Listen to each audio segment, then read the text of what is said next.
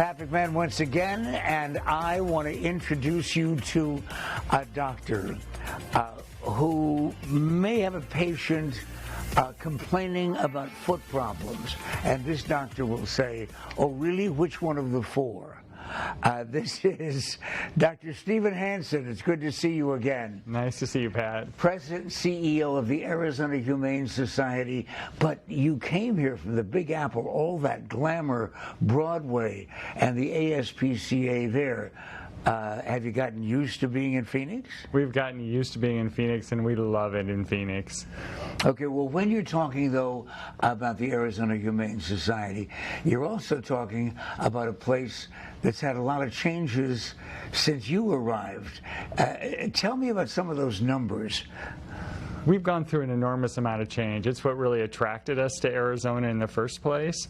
So, for example, to sum up the bottom line, over the last 7 years, we've saved an additional 115,000 animals than if we would have been on the same track. And we've reduced euthanasia by 84%. Well, wait a minute, why? How did it happen? Through a whole myriad of programs that we launched. So we're saving dogs like little Rufio here. Hi, Rubio. I'm sorry that we didn't introduce you by name. So he spent time in our maternity suite. So we have dogs that come in either with their puppies that have just been born or a mom that's pregnant. She has her puppies and then they go into foster. We launched several programs for cats so we can save cats in the community, including kitten nurseries. We have parvo wards. We treat dogs with distemper. We're really trying to save all the sick, injured, and abused animals in Maricopa County. And you've been doing it with your facilities at a couple of locations. Remind everybody where the Arizona Humane Society hangs out. So our current trauma hospital is at Sunny Slope, and that's on Hatcher Avenue. And then we have our South Mountain campus, which is the Nina Mason Pulliam campus at South Mountain. And you say right now because I know why you're smiling. I got a chance to visit for the grand opening, or at least the official groundbreaking. That's right. Of the new facility right at the edge of Papago Park. We're so excited that we broke ground on that new facility. We will build a brand new hospital. It will be a hospital like none other in the country. We'll have a total of 72,000 square feet on 5 acres right at the base of the Papago Buttes. It'll be beautiful.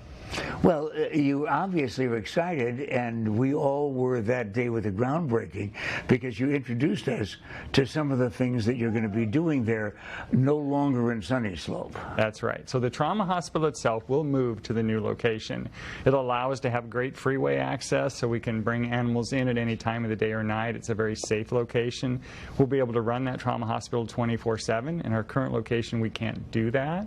And as a result, we'll save a lot more animals than we do now. Our reach will be much greater, even beyond Maricopa County, and we'll save a lot more animals just like this little guy and put them into loving homes in our community.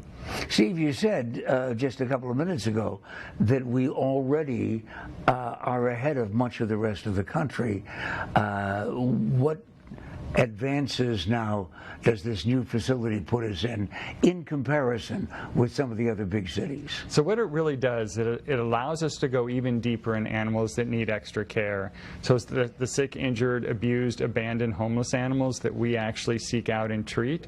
Most animal shelters do not have the medical capacity to manage those. So we'll be able to take those from other shelters and provide the medical care that those animals need so we can get them new homes. Most shelters do not have those resources, so our medical complex will be unlike any other. Is there a limit on the types of animals that you do care for at one time or another?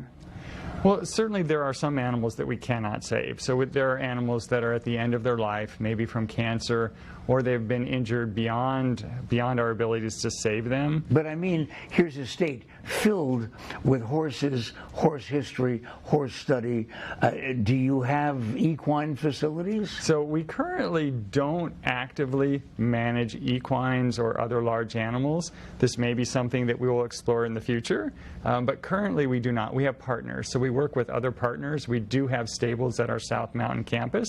Sometimes we do have animals that other organizations are in the process of saving and moving into homes, especially horses. We've had pigs there and chickens. So we typically right now do work with other partners, and we have some excellent partners in the valley for some of those other types of species. We have some of the partners watching right now who want to partner with you. What do you want from our audience? Well, what we really need from our audience is fostering and adopting.